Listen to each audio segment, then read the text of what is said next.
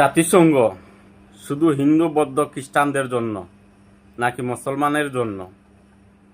মানবাধিকার শুধু কি হিন্দু বৌদ্ধ খ্রিস্টানের জন্য নাকি মুসলমানের জন্য? আজও আমরা এই উত্তর পাইলাম না।